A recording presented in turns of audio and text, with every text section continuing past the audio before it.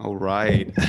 Hey, what is going on, you guys? This is Andy Unn, and this is another episode of the Nabi Design podcast. And if you've been tracking with us for a little bit now, we're actually in kind of like a unique series addressing the Asian American identity and the Asian American church. And in this kind of series that we're doing, we're actually going to be diving in today into the unique experience and the story of what we will call the 1.5 generation. And so, just diving right in, first and foremost, I have two very good friends with me on this podcast. Paul Son, would you like to say hello?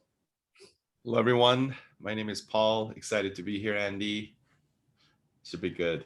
Yes. And for those of us who have been tracking with the podcast, Paul and I did an episode in season one on identity. It was really, really good, identity and calling.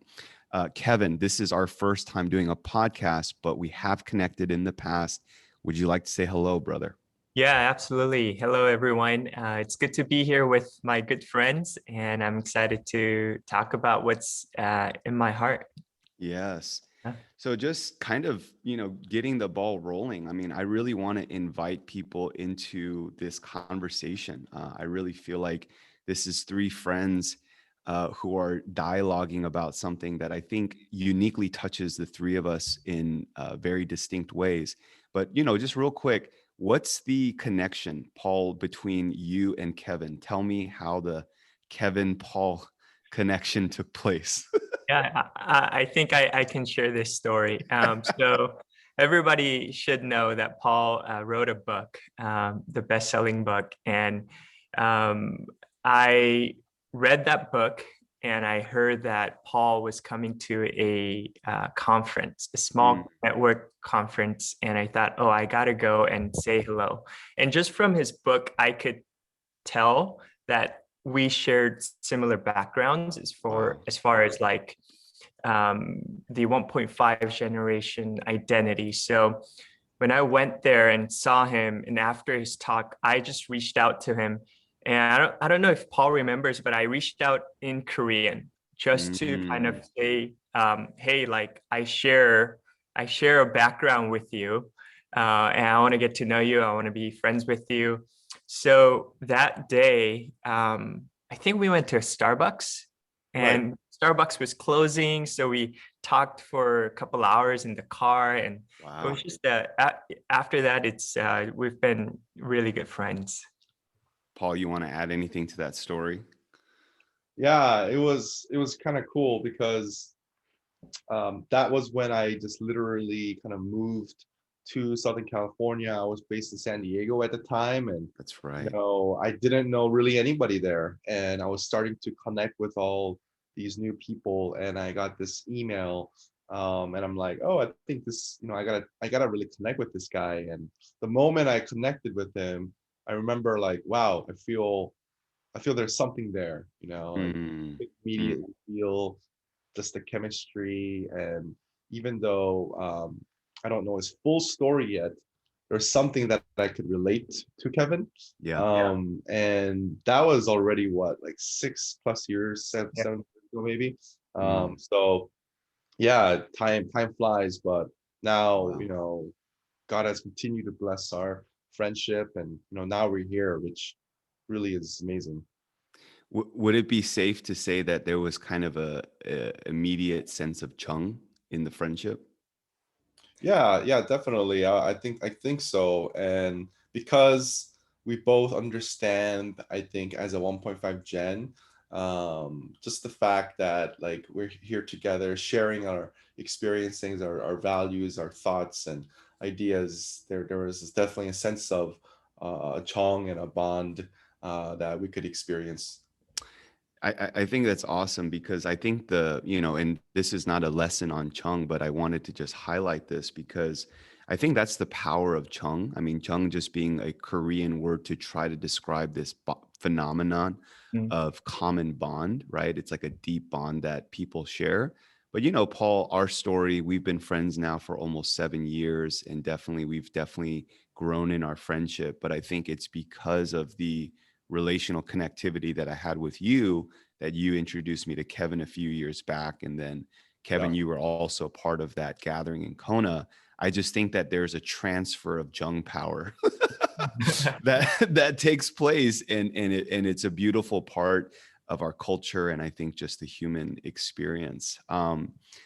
Yeah, I mean, I'll just kind of set up the conversation and then really just start asking you guys tons of questions. So, the reason why and I can truly say this, I really felt that the Spirit of God was like highlighting this conversation of 1.5 as very significant. And I just kind of want to set the table by saying, for me, as one who identifies more as a second generation, I think growing up, even I myself did not know necessarily how to relate well to those that we would call 1.5, which I'm sure the two of you guys are going to do a great job of unpacking. But over the years, I've started to notice that this is a unique people group, and they have a unique story, and they have a unique experience.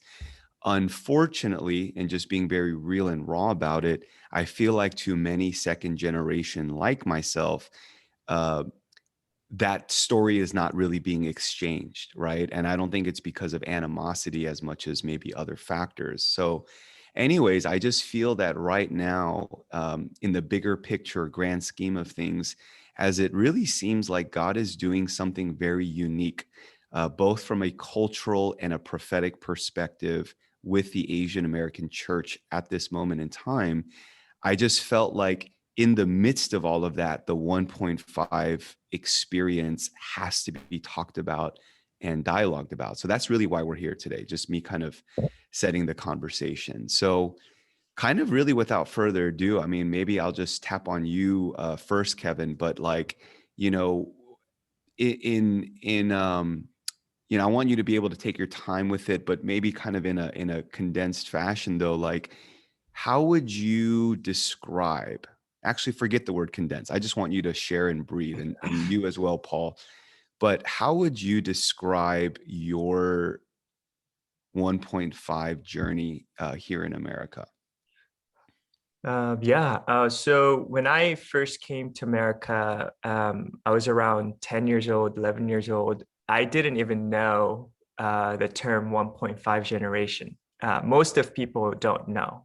It's just a sociological term that people name us. I didn't know if I belonged to first gen, second gen, or 1.5 gen. So I think it's safe to say that my journey here in America, or just as Kevin Lee started as with really no identity, without knowing what my background is, what my calling is, things like that. So in very uncertainty, I just started to find out and form myself into what God has called us. And obviously I'm doing this with a bunch of other 1.5 gen Korean Americans who are also trying to find what their significance is in this country, in their life, and in the kingdom of God. So I think it was just full of questions. Who am I? Am I Korean? Am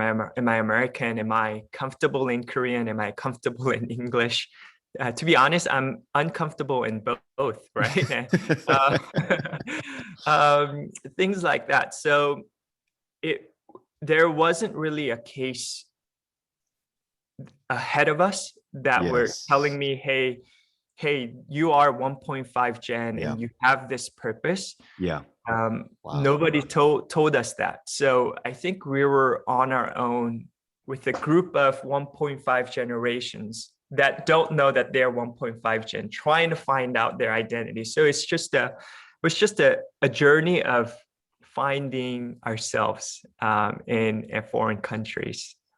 Let me just slide in for a second and just share something funny. I mean, I think, and I share this phrase because I feel like it captures what you just said so well. So we were talking on the phone the other day, Kevin, and I just asked you this question. I said, is Korean or English more comfortable for you? And you pause there for like 15 seconds and you're like, I don't know. And I said, and that's the answer. That was the answer. The answer was, I don't know. And so, yeah, Paul, I would love for you to share your just, whatever you're feeling on your heart, but just your personal journey in all of this. Yeah. So for me, technically, I call myself a 1.5 generation Korean Canadian American. So Wow. there's quite a layers there. While I was born in Korea, I followed my dad to the States. For the first time, I was around 3.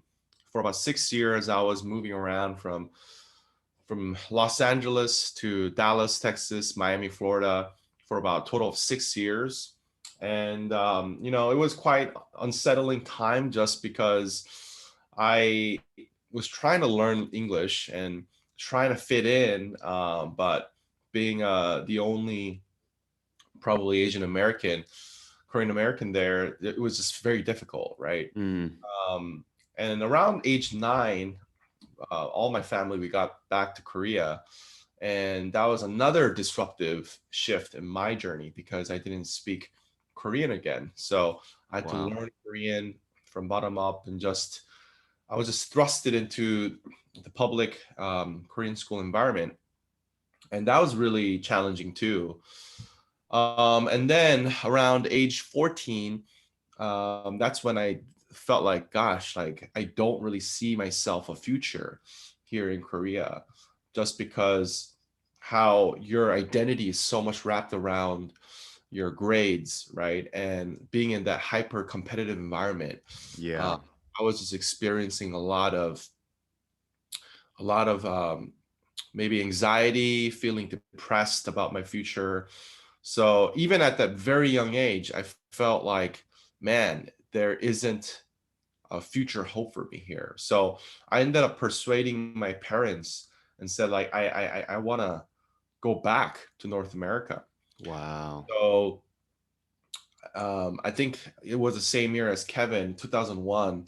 That's when I ended up moving to Canada, Vancouver, with another friend of mine. As a And yuakseng. as a yuakseng, literally. Wow. And that was another shift. So I'm going from east to west, back to east into the west. And with all that change, it's really caused me to think about, why am I doing this? Who am I? All these questions. I really had to become independent. Earlier on, I stayed with a Canadian homestay family, and there were a number of different experiences with them, some really bad, some really good.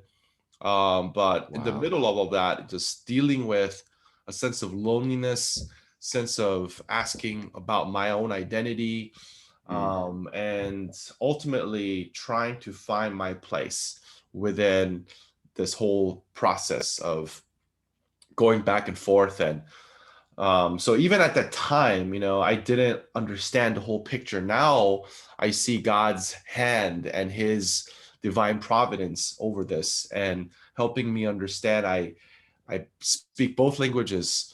I understand both cultures. So there is a very unique role that 1.5 gens play. Ultimately, I believe as a translator or a bridge builder between different generations, different cultures. So that was a big shift for me. So now it's been over 20 years, almost living in America, in North America. So, but I definitely still resonate a lot by being Korean, because during my formative years, a lot of my cultural values, beliefs were shaped in Korea. So it's still a very essential part of who I am. This is so good. I'm like formulating questions as I'm listening, which is what the INFP does so well. Anyways, well, here, just quick feedback. I mean, both of your guys' stories are so unique.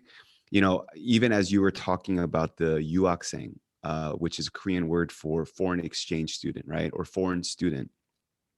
I realized that even there's such a variance even within the 1.5 experience, and many 1.5s came here as foreign exchange students. So it's almost like that becomes a whole, experience and a shared experience in and of itself.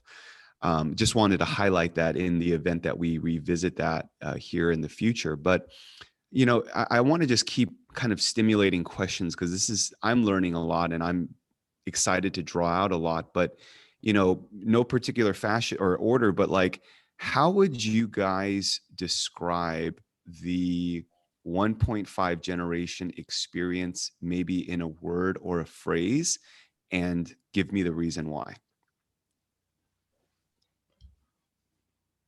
Yeah, I can go. I thought about, a word or a phrase or even a picture that would describe us, and I just thought that word, that number 1.5, that number just stood out to me. I thought about that number for a long time.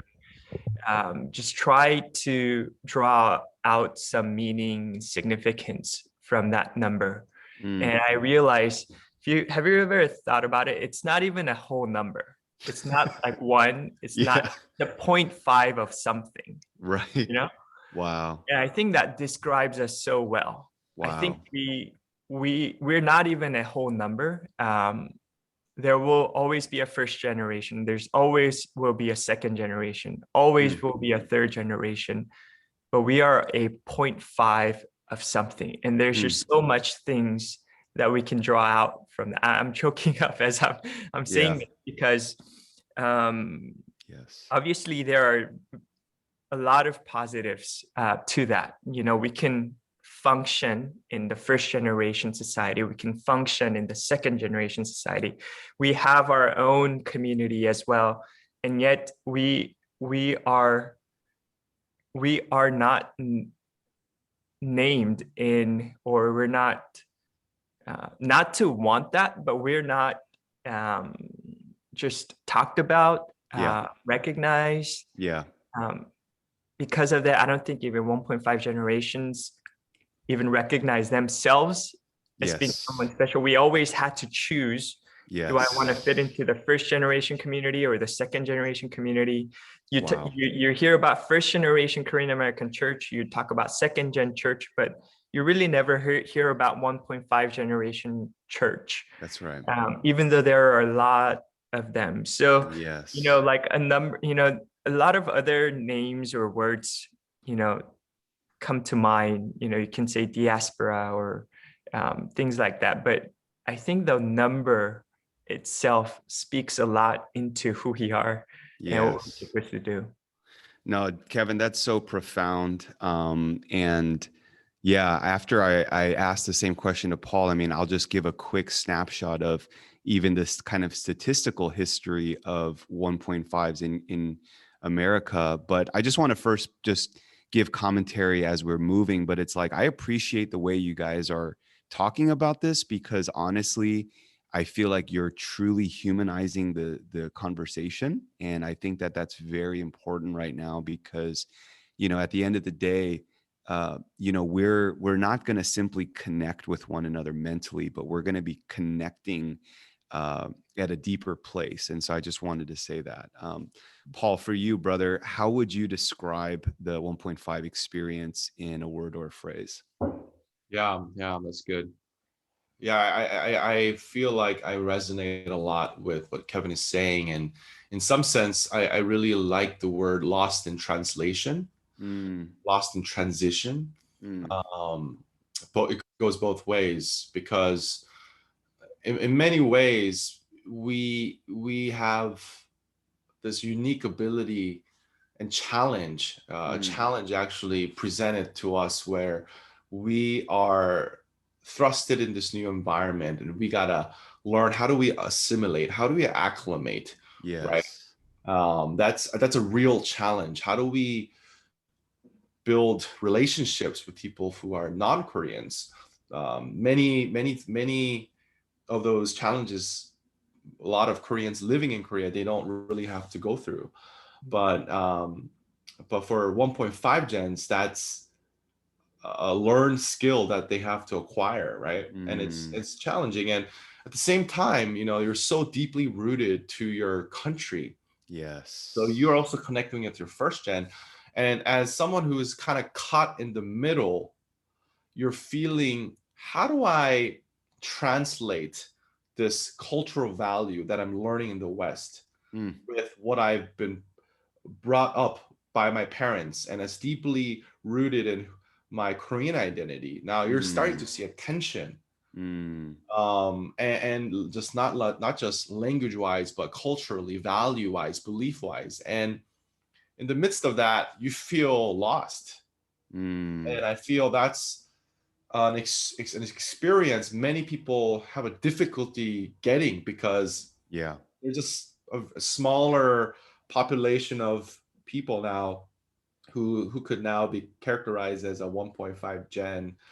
But I feel there's that sense of feeling lost and feeling I need to be heard, and my voice needs to go out and share. But that's also very challenging because, like Yes. Kevin said, I'm not fully Korean, I'm not fully American. So perhaps the question, at least for Yeah. me, is, I mean, do I even have a right to share this?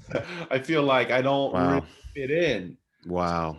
So, a sense of deep loneliness, Yeah. uh, question about the future, Yes. uncertainty, all those things I feel are very much part of that phrase of what I'm trying to capture as lost in translation.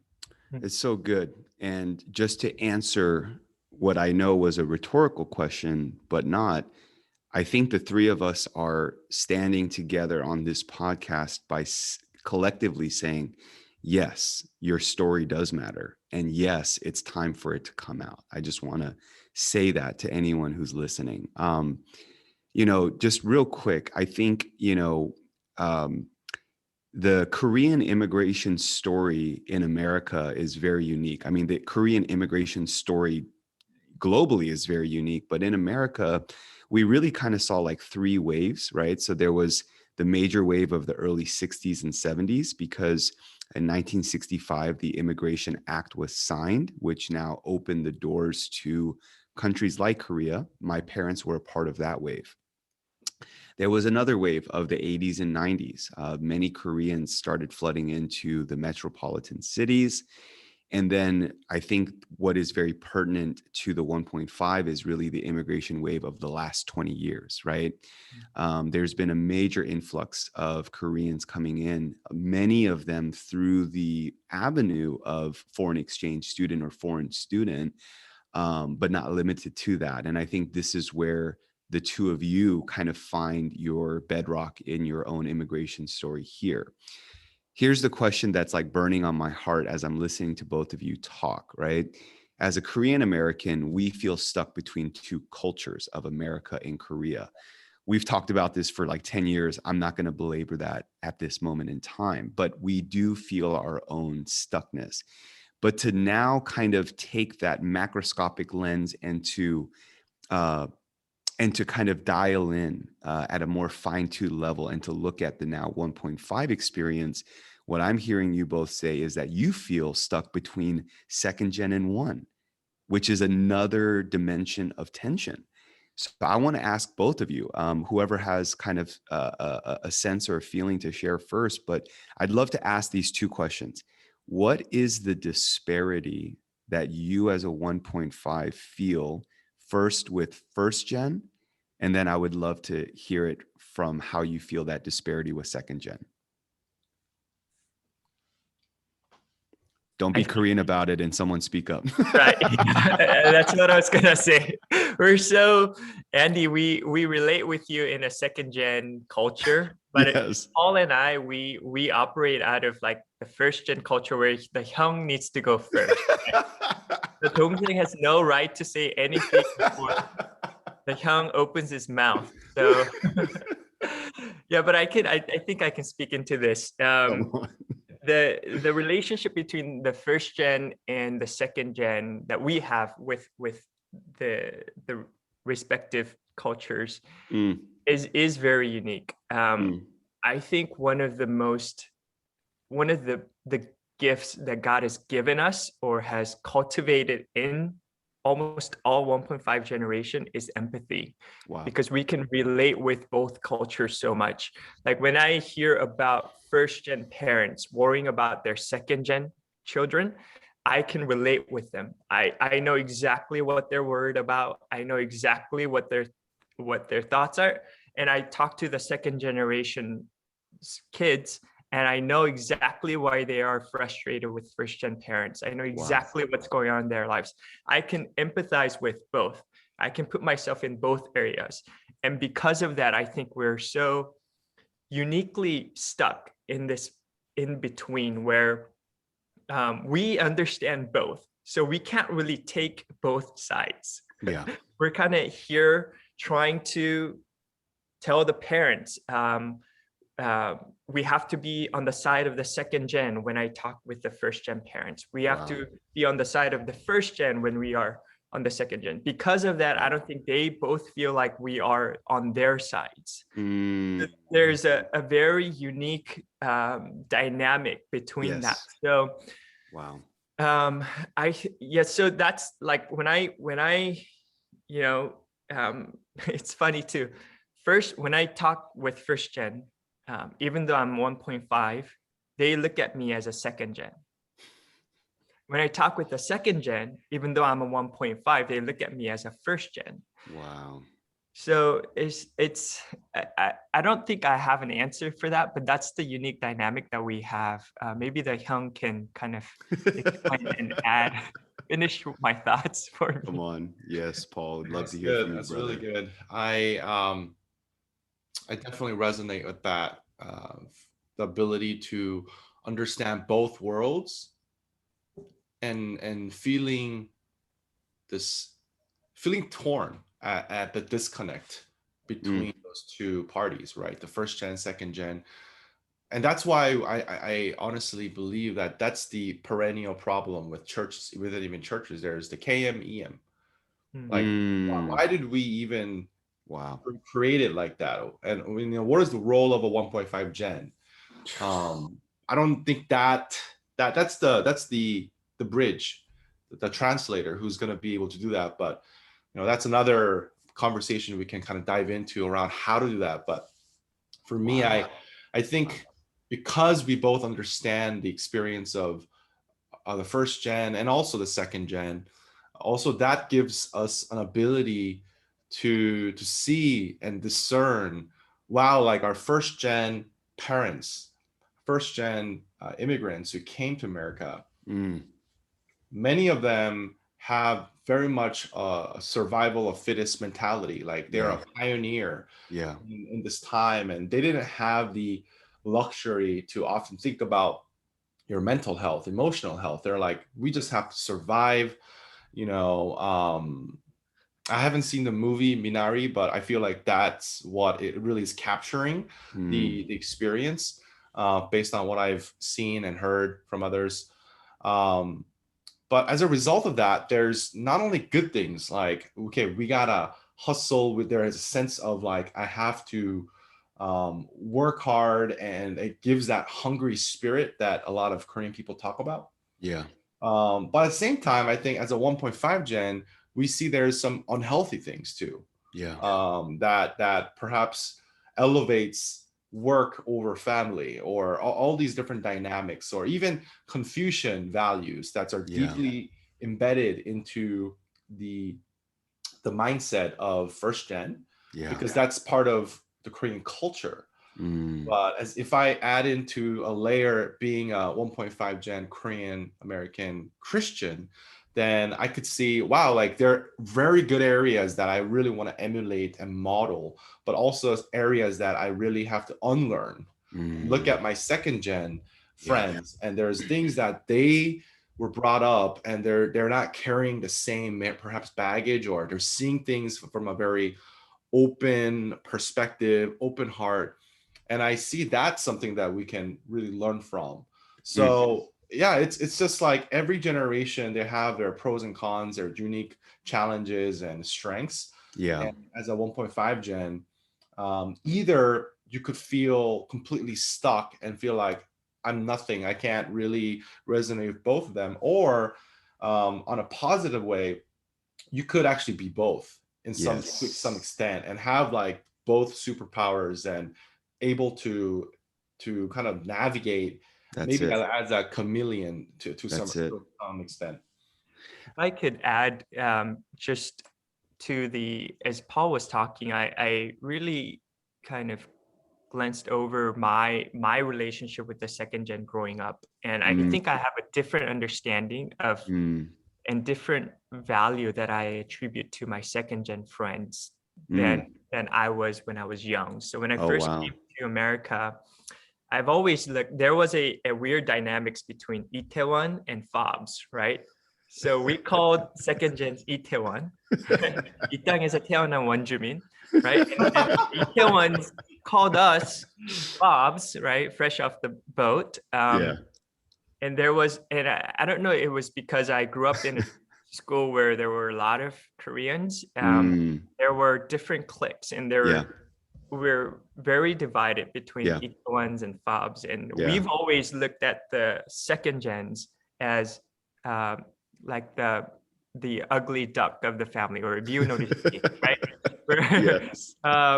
Like 엄마 말도 안 듣고 아빠 말도 안 듣고, that type. And they've so in a family, because we're family, right? First gen, 1.5 gen, second gen, we're brothers and sisters. And I think we just, at least in my experience, I think I've kind of shunned them and said, oh, those are just part of our family that we're not proud of.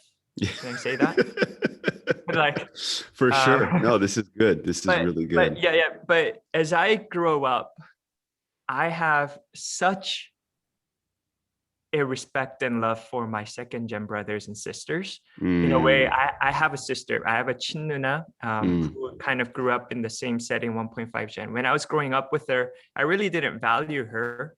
Like she was just another person that I need to compete over or against to get the love of my parents, right? So I view her that way. I only appreciated her when she cooked the food for me when my parents weren't there. But as I grow older and I get in my 30s and she's in her mid 30s, I just appreciate her for who she is. That's right.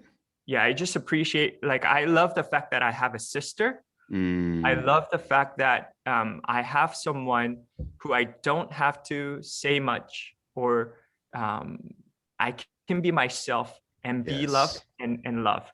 And that's how I feel like my relationship with the second gen friends have become. Like, and when I was young, in my teens, really didn't have anything to do with them. But as I grew older and saw some second gen friends, I think there was a mutual respect for one another that kind of grew out of that. Yeah. I mean, first of all, that's powerful. Both of you guys are saying, and I think the fact that we're having this conversation in a meaningful way is like a demonstrated testimony, right? Just as Paul, as you were sharing too, this phrase kept coming to my head, and I just want to share it. But it's like, now more than ever before, there's such a great need to be three-dimensional in a binary conversation, right? And I just want to say that because actually, when I hear your story as 1.5s, you are the third dimension. Actually, you are the three-dimensional aspect to what feels like a binary argument between first gen and second gen. So I just want to say that is the value. And if God is the sovereign master over history, 하나님이 그거 이유가 있겠지, right? 하나님이, like, there's a purpose behind the 1.5 is what I'm trying to say. See, look, my Korean is starting to like spill out now. Hallelujah. It's so funny, you guys. Like, when I had an opportunity to preach in Korean at a church in New York, and just the 권사님s came up to me afterward. They were like, 목사님, 한국말이 너무 귀여워요.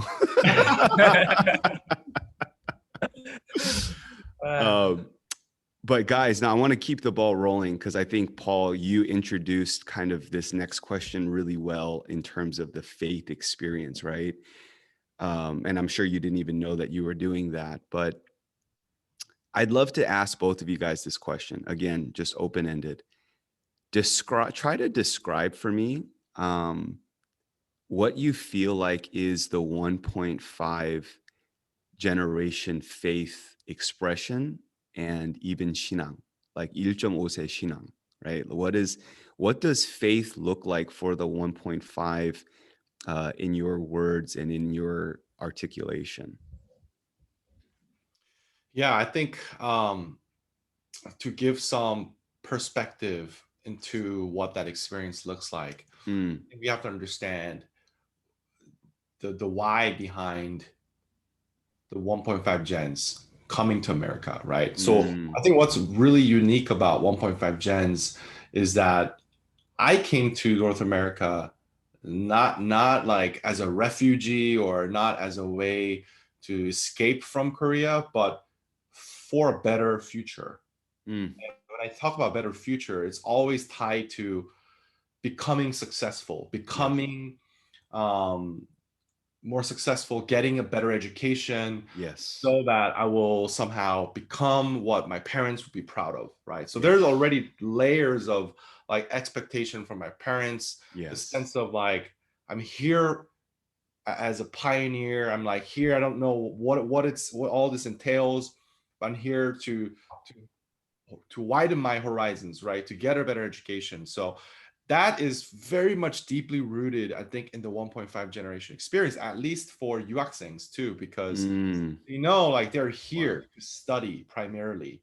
mm, They're not here to first and foremost assimilate. yeah, Assimilation could be a means to an end, but yes, to wow, continually say, this is not my home here. No, that's not how I naturally would call myself. So whenever people actually ask me, where's home for you? Like that is probably the most hardest question for me to answer, wow, because I'm like, I could answer a couple different ways, but it doesn't fully feel like it does justice to what wow, really home looks like, right? wow, So that sense of coming here for a specific purpose to somehow make a name for myself. Usually your parents are the one who are financially investing in your education. So mm, as a children, part of the Yugo Sasang, you have the sense of responsibility. Like I that's can't right, just waste my time here. Like I that's gotta right, do something to prove myself, to get that approval from our parents. So you're coming into that mindset, and you're coming in with a sense of you're disconnected, you're isolated, your parents and families or relatives are all back in Korea, or for those who immigrated, it's just your parents and they probably don't speak English well. So you got to kind of represent mm, in some ways. But in that space, I feel like in the Korean American diaspora, how do I build relationships? mm, The most natural way to do that, especially with other fellow Korean, is through church. that's right, There's so much church population, like the percentage yes, of Korean diaspora versus those mm, even in Korea. So mm, many of them, they end up just stumbling into church and they're like, I'm here to be very honest, very lonely, and I just want to connect with yes, friends, right? yes, They start to see how the gospel now starts to address some of their existential challenges and questions they're wow, wrestling, wow, and they realize, wow, all my life I felt I've been alone. I'm not understood. mm, There's a God who sees me. There's a mm, God who's directed my path. mm, Very much like Abraham. God's like, go. I'm like, where? I don't even know. So he's going to a different land that he's not used to. And he feels very lonely and isolated, but he yeah, understands that God is in control. So for me, I wow, recognize that God was in control. He was the guide of my life. He was the Sherpa of my life. And wow, I think that was why I've been much more dependent upon God, because I saw God's hand in the mm, midst of all these changes. And again, for me, recently, this change of moving from Korea to America, back to Korea to Canada, and now here in America, this is not a minor change. It's actually a traumatic change. Like, it's a disruptive change. And I now am calling my previous experience a traumatic experience, because at a very young formative age, to experience this such a drastic change of culture and language, and building my own personality and doing it without parents, and all of that is very traumatic in the lowercase t, not the capital T, so to speak. So I think that's very important to highlight. So they're bringing all of that. I'm sharing all of this because they're bringing that into their church experience or faith experience. Wow. And that sense of belonging, sense of being heard and known, and thinking about who is God, all of that comes into play. Let me pause right here. Man, this is one of my favorite podcasts ever. I really mean that. This is so good right now. Like, man, just pausing real quick, Kevin, would love to hear from you. What you just described, Paul, was so actually in line with the heartbeat of this podcast, right? The way that I describe it is the unique intersectionality between psychology and spirituality, right? Which I think is a great need in the church today. And what you just did so well was you described more or less the psychological journey of the 1.5 because of the circumstance, right? And you articulated that so well, but then you were able to connect that really through your own life story as to 하나님이 저기를 어떻게 만난 거? You know what I mean? How did God meet you in the midst of all of that? And I just felt like you did such a great job of pointing us to the location of that intersection. So I just wanted to say that, bro. Kevin, I'm open ears, bro. How would you describe the 1.5 Gen kind of faith expression and all of that? Yeah, that's an interesting question. I think just based upon my own experience of how I met God. I always went to church in Korea. Always, pride myself in 엄마 뱃속에 있을 때부터 교회 다니는, right? So like 모태신앙, right? So but I personally met God here in America shortly after I immigrated to America. And I always say to my American friends, because I serve at an American church now, whenever I have a chance to give my testimony or introduce my story, I always said I met God. I met a Korean God. That's as funny as it sounds, but that's how I explained it, because that's the best I could explain. Not that God has a nationality, but I met God through fervent prayer. I met God through 새벽 기도. I met God through just being at the church, and that being the core of my life. So whenever my faith expression is really funny, whenever I have something that I need to pray and I need to really God to show up in my life, the first thing that I think about is 새벽 기도, right? So like that's the first thing. We always have to do 작정 기도. We always have to do some kind of 40-day something, things like that. But also what's funny is now that I'm in American community, I can worship God with my hand in my pocket, and one hand in my pocket and one hand in the air, and just casually praise God, not to say anything good or bad about any culture, but I can express my worship to God in both ways, and I love that. If I think about it, I love the couples, American couples who come to worship center and they hold their hands and worship God together. You would never see that in first generation like Christian it's true, right? So I think just my faith is deeply rooted in first generation faith expression, and yet I can still appreciate and express myself in how second gen or Americans will express it. So Wow. I think that's where I'm at. Let me slide in here and just share kind of a personal anecdote. Man, I'm gleaning so much right now.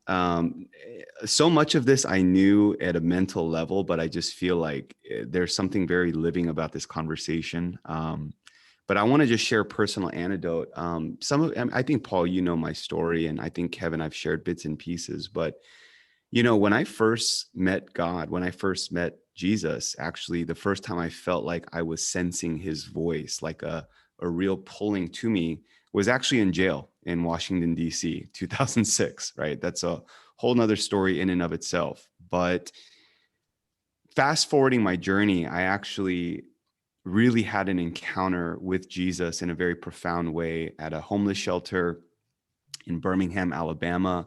And then a month later, I found myself in Kona, Hawaii at the University of the Nations, Yeolbangdeak, right? YWAM.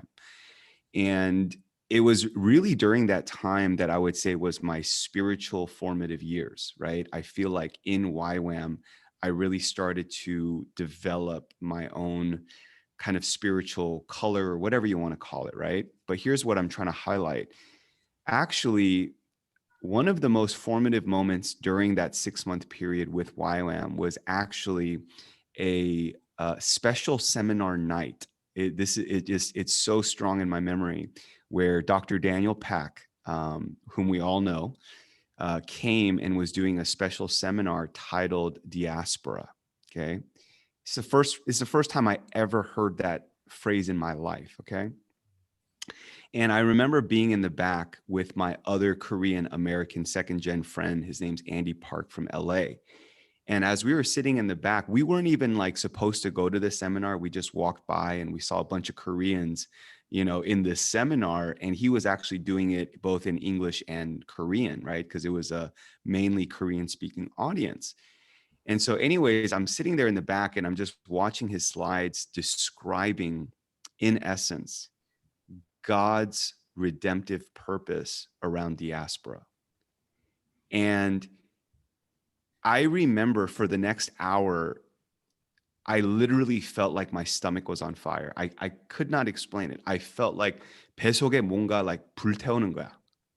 It was such a deep resonance. And I realized that that deep resonance was this seamless ability to articulate the convergence points of so many realities of my life and my experience under the redemptive lens of God.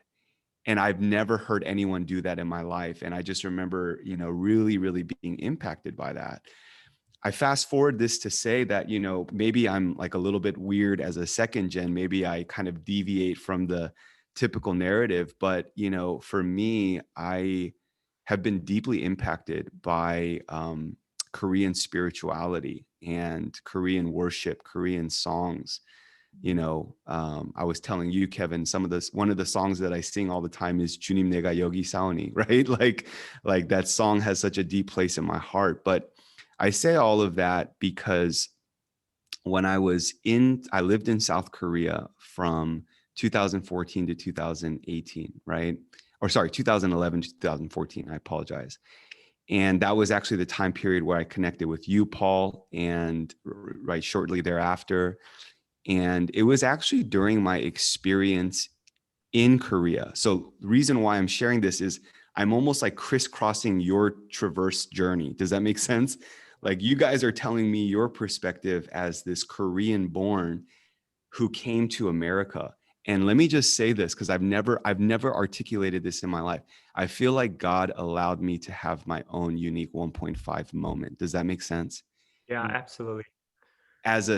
So you traversed the 1.5 journey as a 1 to the 1.5, but I felt like I got to traverse the journey in backwards fashion as a second gen, going backward as a 1.5. Man, I just feel goosebumps right now. It's like, so I've never articulated this before, but when I lived in Korea for 4 years, there was a lot of at the moment in time, and still today, there's a lot of kyopos, right? There's a lot of second gen. There's a lot of, second gen that came back for work and tutoring and all of this stuff. But I'll just kind of finish my story with this. I think God gave me a real grace during my 4 years to not sequester myself with just second gen. And I really, really thank God for that. I think this is what allows us to have a sense of mutuality even now. But like in my 4 years in Korea, I really thank God that he allowed me to connect with the Korean people at a very deep level. And, you know, it's not great, but that's where my Korean really started to grow, my vocabulary, my fluency with the language, and truly started to reconnect with who I was in the backward fashion. So I just want to share my own personal anecdote with that. Hey, can I And ask you one question, Andy? Because please that's also very important ask me whatever you want, brother. journey Yeah. for a second gen to go backwards, experience your root in many Yes. ways. So like, Mm, what was that experience like? What surprised you as a second gen mm. growing up in America and going and living in Korea? Was there anything that surprised you that you probably didn't think about, or something you kind of an insight you had about, wow, like I had no idea about this part of my identity? Or how did it shape you to better feel more rooted and connected with your Koreanness? And Yeah. how has that translated in better understanding the first gens and the 1.5 gens? Yeah. I'll just share a quick story for like comic relief, but it highlights this point. Okay. So, as a second gen, many of us grew up visiting Korea maybe every 4 or 5 years. That's a very typical second gen experience, right? I remember in the year 2002, specifically during the World Cup, right? Going as a second gen kyopo. And there was still at that season and time, there was still this like intrigue of being a second gen. So I remember going to like some Myeongshil, right, in Gangnam, and the lady's cutting my hair and she's like, "Are you from America?" And I'm like, "Yeah." And so there was still this like intrigue, right?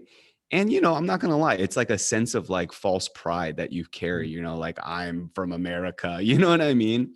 But this is the funny joke. Like I remember when I actually moved there in 2011, at that time, the Korean experience already became global. And so I feel like that intrigue with second gen kind of evaporated. So I kind of went back being like, "Hey, I'm this second gen." And they're like, "Yeah, good for you." Like, you know what I mean? Like they didn't care anymore, because Koreans at the time and still to this day are flourishing in so many aspects and industries. So that's just a funny story. But yeah, to answer your question, Paul, I mean, I'll say kind of two things. I think number one, and it's really interesting what I'm sensing right now is just the mirroring of experiences that you guys feel as 1.5. And the reason why I say that is when I went back, I felt my own culture shock. Okay. And this is the feeling, right? It's like as a second gen, right? Growing up in America, we're the minority and we're not the majority culture. And so you almost feel like your back is against the wall and you want to like embrace your Korean identity as a juxtaposition to the majority, right? There's that sense of us. And then you carry that sentiment with you to Korea. And then you realize, man, I'm not as Korean as I thought. Hmm. That was my experience. And I went there and I was like, man, I'm like in the sea of my own people. You know what I mean? Like as I walk the valleys of Gangnam, all I see is black hair. You know what I mean? Like, hallelujah. Like I'm in my promised land. And honestly, like I really went in with that type of idealism, but I feel like God allowed me to go through this very deep, humbling experience, actually. And it's like, yes, Andy, these are your people, culturally speaking, but I too felt that deep sense of culture shock. And I'll just say one more thing too, like, so that's kind of my early processes, but you know, I think through my 4-year journey in Korea, one thing that I'm very thankful for is that I really was able to make an intentional effort to reconnect with my land, my language, and my lineage or history, right? And you know, and you guys know that I'm an avid student of Korean church history, and that was really catalyzed during my time there. And even the land, you know, I'm very thankful that I didn't just stay in Seoul, but I traveled all over the place. Gwangju, Busan, you know, Gangwon-do, everywhere. You know, we really got to traverse the land. And yeah, I think the final thing is really, I want to highlight language as my last point, but like I started to understand the profundity of language and what language is really about. Language is our expressive tool. It's our expressive mechanism. And I'll just say this. I realize even as a second gen now, there are many feelings and phenomena that I cannot conjure up in the English language. I have to use Korean. And so I would just say that was kind of my journey in a nutshell. I hope that answers your question, Paul. That's powerful. And I think for any second gen listening to this, who's also maybe asking the same questions you've had, Andy, I think that really is a great way for you to share your perspective. So yeah, thank you for giving a couple minutes to be the MC. Yeah, no, thank you. It's refreshing to be the interviewed. Guys, I want to kind of shift gears in a sense, and I want to ask maybe a kind of a series of questions here. But, you know, yeah, I think that just on this podcast thus far, I feel like there's such a common understanding that's been achieved through this level of communication. You know, going back to the question of the unique faith experience, right? I remember being on the phone with you, Kevin, and even hearing the stories and the data of, you know, what we would call kind of like a revival movement, you know, amongst the 1.5s. And I want to say this as a second gen, I am so sorry that I never heard that story. You know, I am so sorry that I never even was able to hear that story and to celebrate it, right? But I know that it's true. Um, can one of you guys, and both of you guys actually, in any shape or form, can you guys kind of describe the phenomena that you're seeing now of maybe this surge of 1.5s and where you feel like 1.5s are right now, kind of in their faith journey, just from your, you know, your unique vantage point? Yeah, Andy, when we were talking, I shared briefly about the movement of God amongst 1.5 Gen, and I think my story is unique, but it's also, I think it's comprehensive of what God did during the third wave that you said of immigration. So from like 2000 to, I would say, 2010, maybe maybe before me, but that's when I kind of experienced it. But I grew up here in Southern California. I went to one of the largest Korean American churches where we had a Korean speaking youth group. Right? That's very unique. I think right now in Southern Cal, there's probably 3 or 4 Korean youth groups left, but before, like in early 2000s, there were quite a bit. But our youth group was one of the biggest, and where we had to separate youth group into junior high and high school. Like we had a Korean junior high and Korean high school, and I experienced a revival in those Korean youth group where like we had about 250 Korean high school students that came every week. Wow. Right. 250 every week. These are all FOBs, right?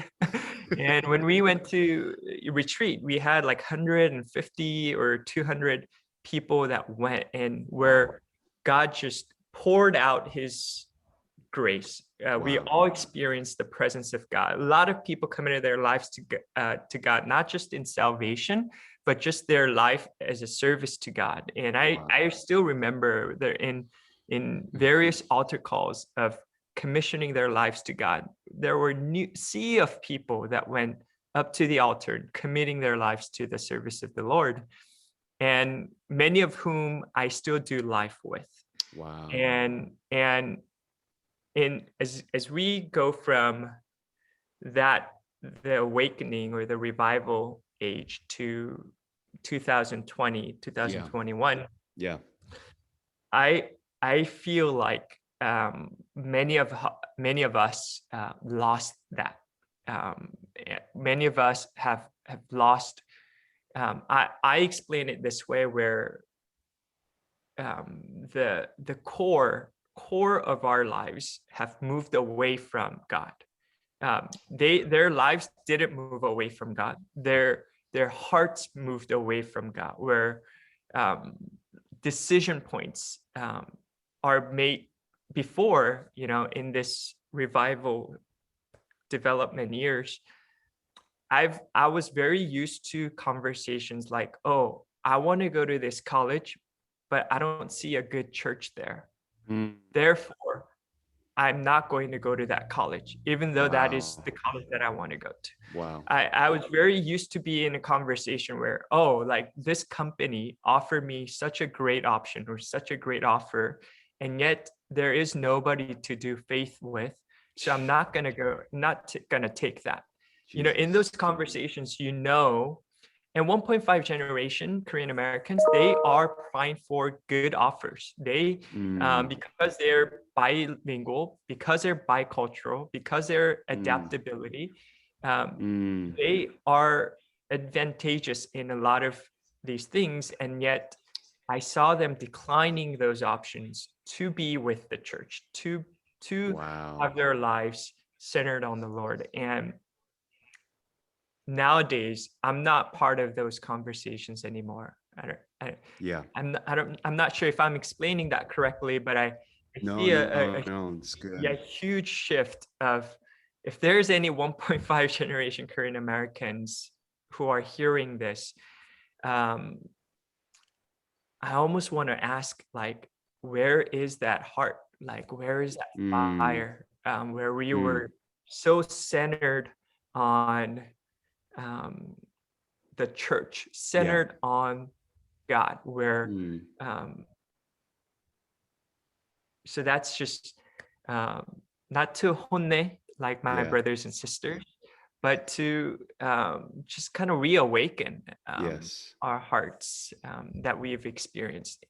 Just one last thing, my youth pastor, who I still have connection with, he said, Kevin, it's rare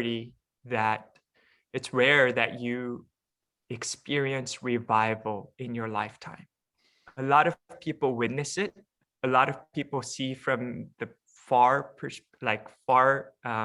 from afar, or they study it, but it's very rare that you experience a revival and your generation experienced it.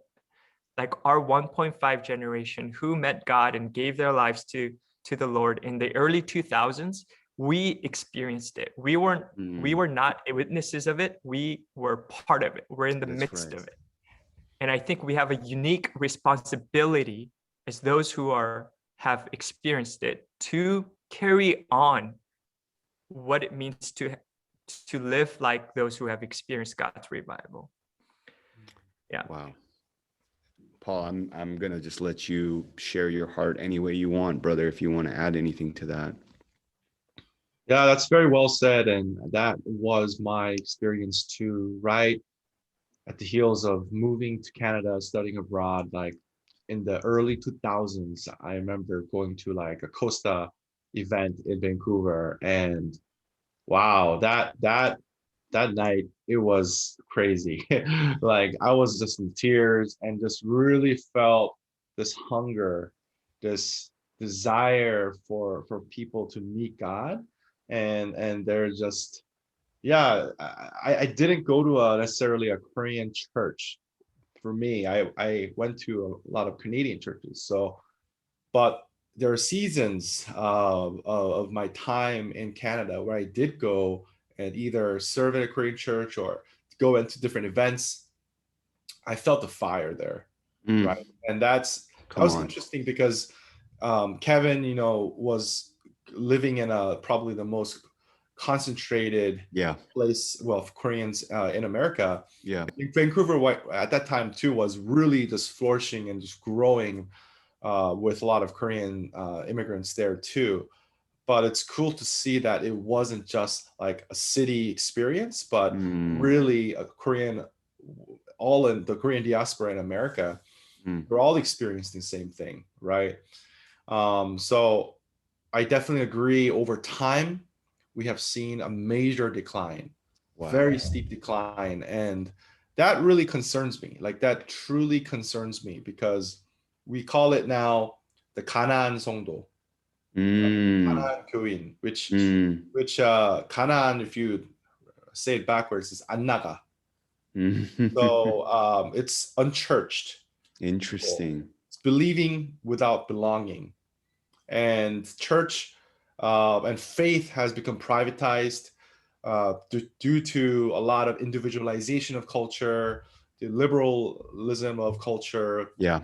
All of that influences us. So Yeah. now this is not just a 1.5 generation problem, but this is a larger societal cultural problem that every people are facing with, right? This tension of how policies are changing, how all these things are changing. So that's kind of the world the last couple of decades of what 1.5 gens also had to navigate towards too, right?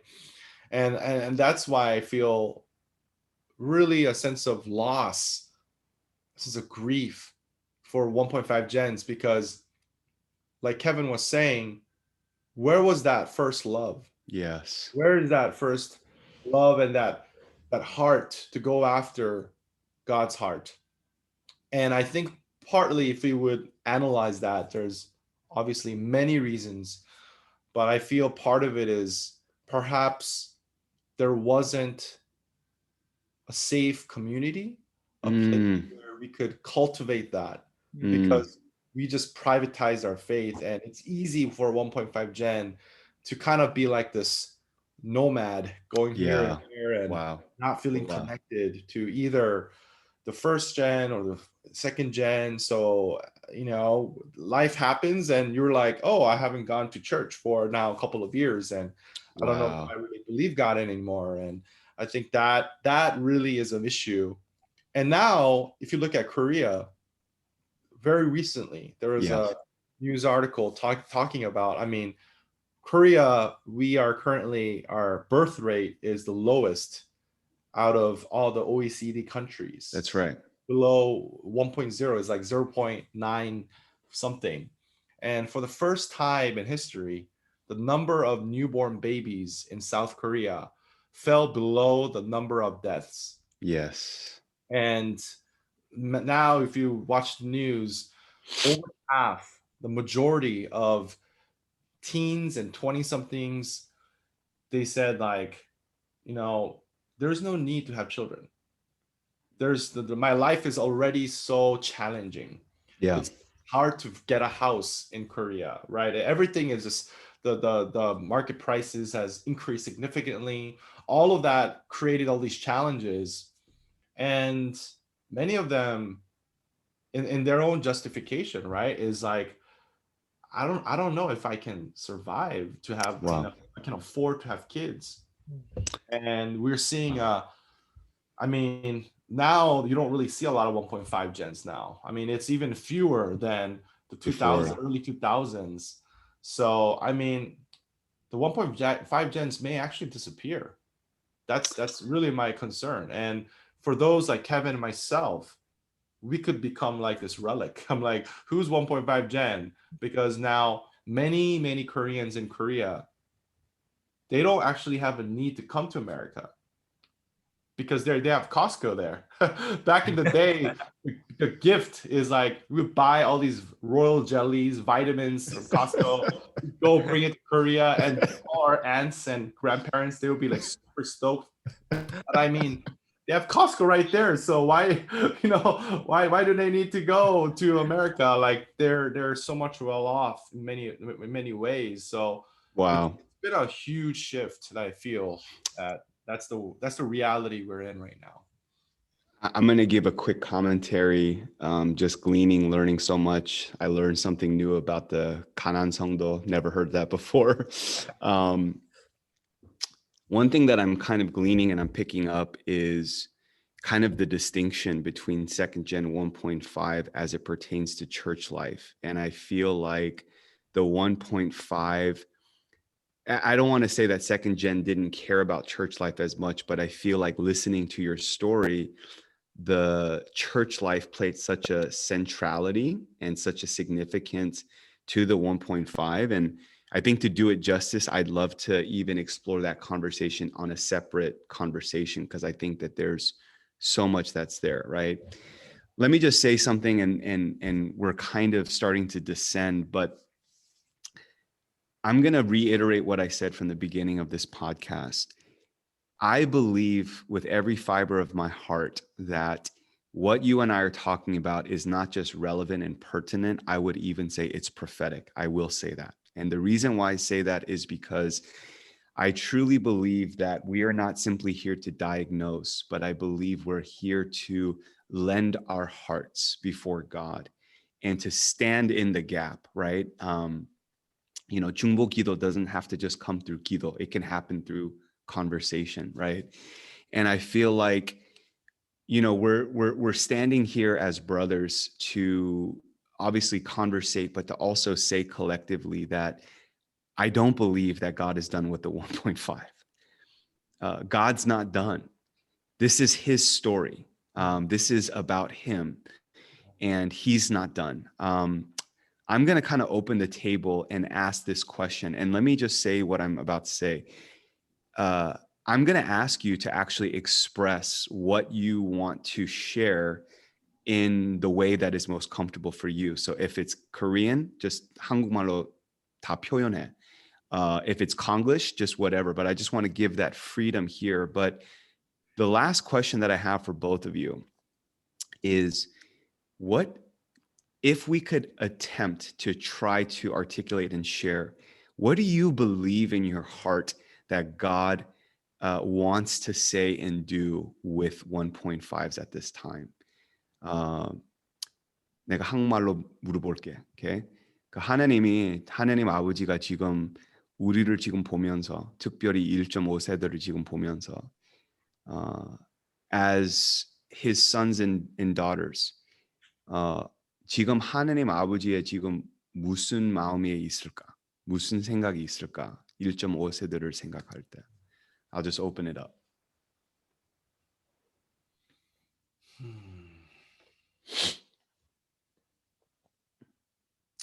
I think for me, what immediately come up was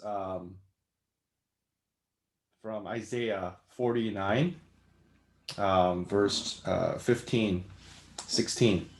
Says, can a mother forget the baby at her breast and have compassion on the child she has born? Though she may forget, I will not forget you. See, I have engraved you on the palms of my hands. Your walls are ever before me. And I just feel like God really is wanting the 1.5 gen to say that I have not forgotten you. That you have a divine purpose, part of the grand scheme that God is writing this beautiful story in our time today. And for any 1.5 gen, my brothers and sisters who are hearing this, that we have a unique role to play. Yeah. And we are to be a translator, to be a bridge builder, and to recognize that, not only recognize but but acknowledge that is our unique contribution to the kingdom. Yeah. So I want every one of my brothers and sisters to know that, like, I hope you hear this, and I hope you are encouraged that you're not alone, and we are here too, wherever we are. Like, yeah, challenges that you're going through, the struggles you're having, we are experiencing as well. And I truly believe God is mobilizing 1.5 gens like Kevin and myself and others Yeah, who are having the same heart. And I believe it. there will be a very specific place that we get to play in this thing that God is weaving in our history today. So yeah, that's kind of what stands up for me right now. Yeah, Kevin, just go ahead. as Paul have explained, Andy, what you said about that God is not finished with 1.5 generation. It's just so refreshing to hear it from you and second generation, because I've always wanted to say it. Usually it's the 1.5 generations that say to one another. But I not only think that God is not finished, I think he is only beginning Yeah. to write it. Yes. You know, when I came to America and took English class, when you write a story, there are climax, right? There's beginning of the story, there's a climax. And the plots that lead to the climax are called rising actions. Yes. I think we've seen few moments of rising actions in the midst of God's story for 1.5 generation Americans. And I really want to say to my brothers and sisters who are 1.5 generation, there is a reason why you are bilingual. Yes. There is a reason why you can function 100% comfortably in American society and in Korean society. There's a reason why you are empathetic. There's reason why you are bicultural. There's a reason why you're adaptive and flexible. These aren't for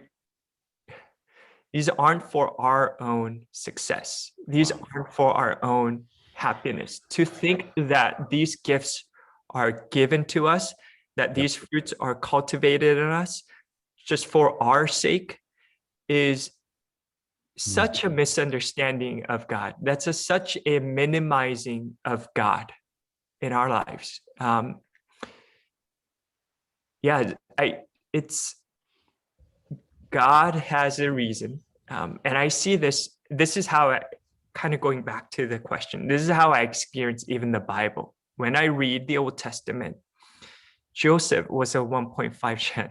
Yeah. Daniel was a 1.5 gen. Esther was a 1.5 gen. They probably went to a new culture, new country in their teens, exactly the 1.5 gen people. And I don't think I think God developed specific skills through their 1.5 generation journey to bring about God's redemption, which are all rising stories to Jesus Messiah coming to a new culture in this earth, right? So I think we got to be ready. I think we have to be ready, not to look for higher paying jobs, not to look for happiness in this earth, which we all can get. Every 1.5 gen Korean Americans that I know, and I shouldn't say every, but most are in great places right now. Yeah. Maybe too good to have forgotten God. And we need to know that there is a reason why we shed the tears in our early years, why we felt embarrassed every time we slipped and the accent slipped out of our mouths. Every reason why we were embarrassed of our first gen Korean parents who couldn't speak the language. There's a reason why you bore that suffering, and it's for God's assignment. And I just want to say that to my Korean American 1.5 gen, second gen brothers and sisters. Yeah.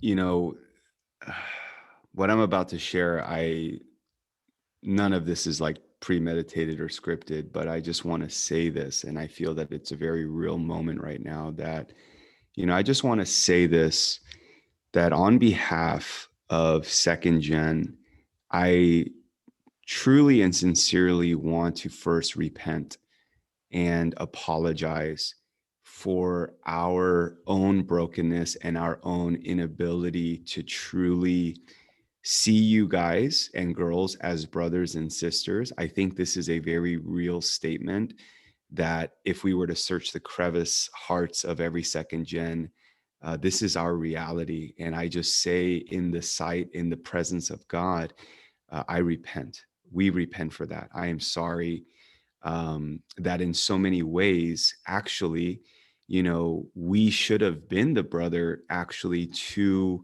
help acclimate you here in this land. But as a rejection of maybe even our own brokenness, I don't think we were able to navigate that well. So forgive us for that. That's what I want to say. Mm. Yeah. I'm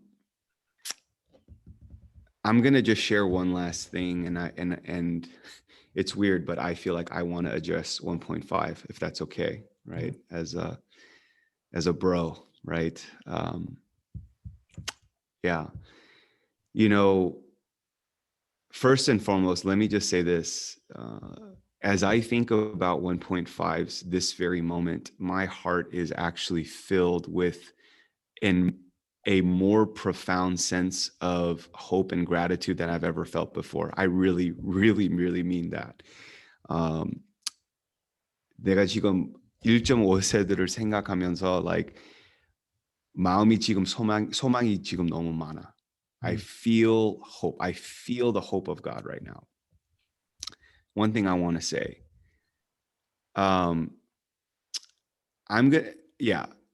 I'm about to share something that I've never gone public with, but I'm going to make the statement right now as a declaration. There's sometimes that God tells us to ask, and there's times that God tells us to declare with confidence and faith, right?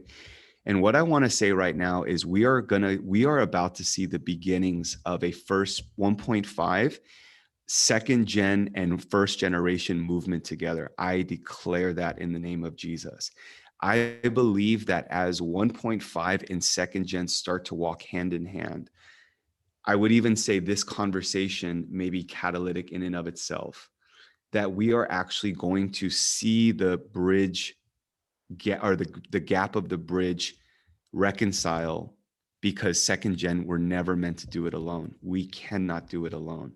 We've needed you guys the whole time, and we didn't know how to humble ourselves and to ask for your help. Okay.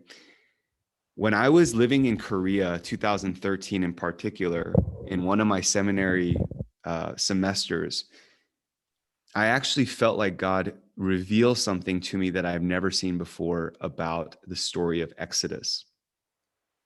We know this story so well.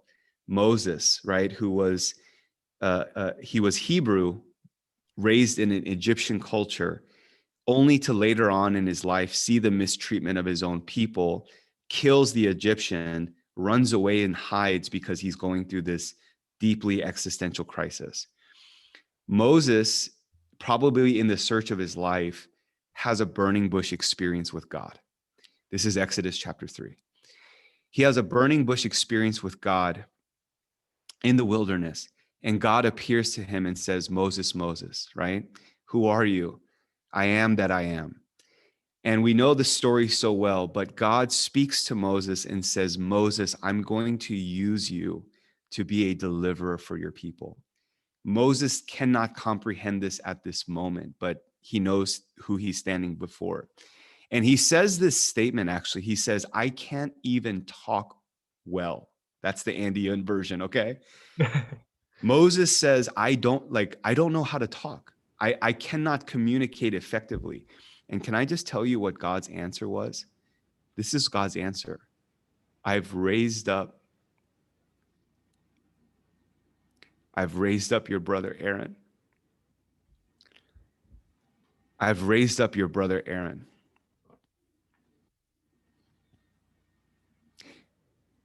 Moses, you're not going to do this by yourself.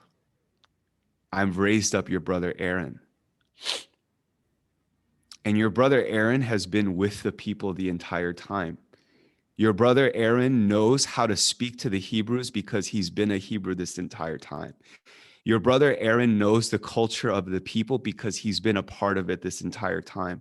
This has been the great need of the second gen, where we were never meant to fulfill our calling by ourselves. We have been designed and ordained by God to lock arms with our 1.5 brothers and to do it together. And I want to make that statement today that the wall of hostility breaks today. It's done today.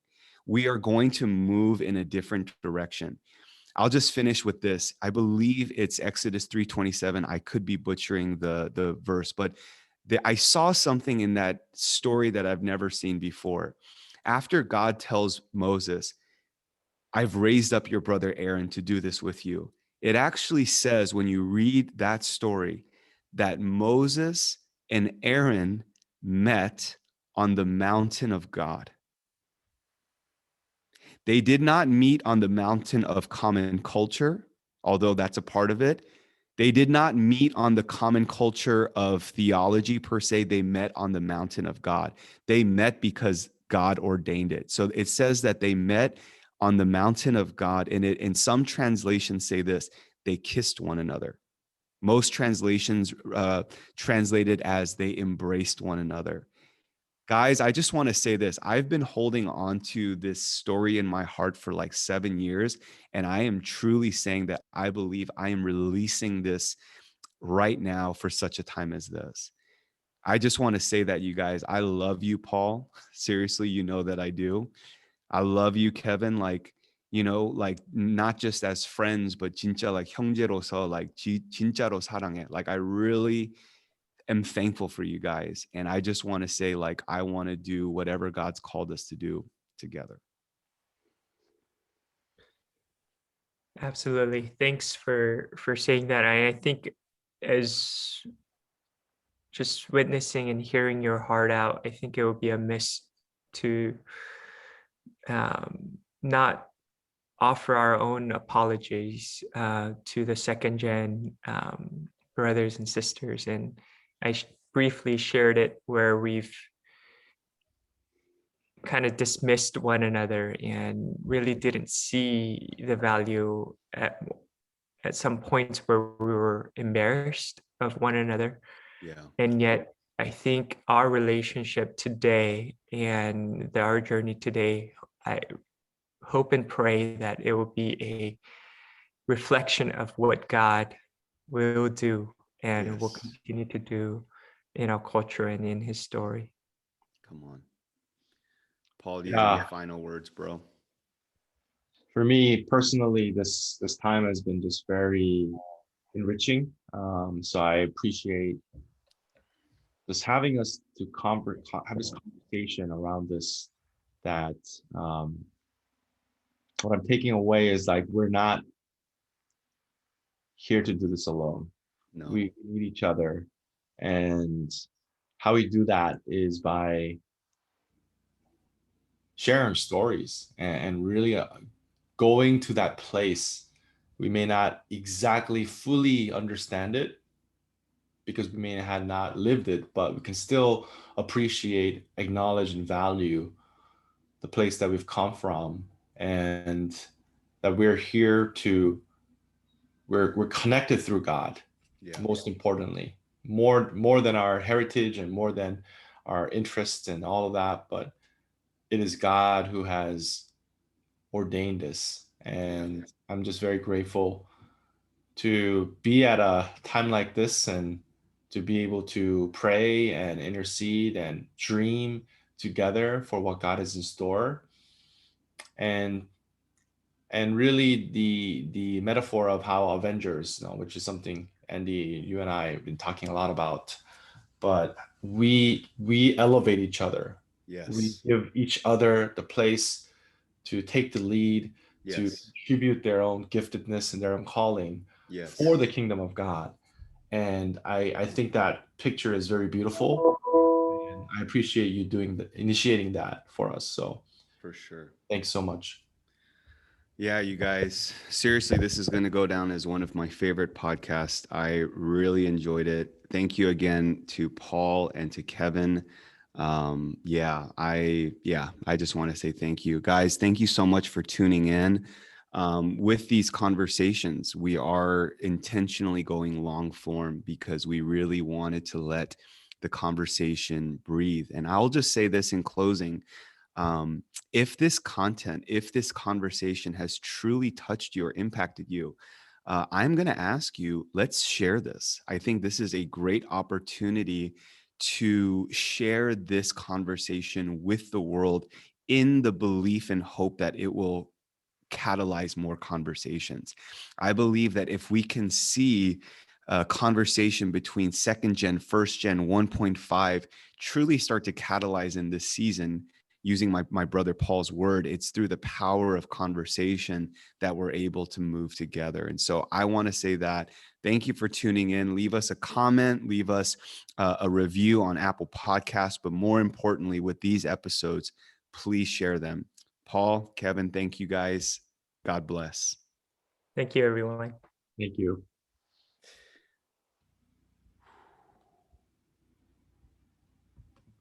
Wow. Hold on.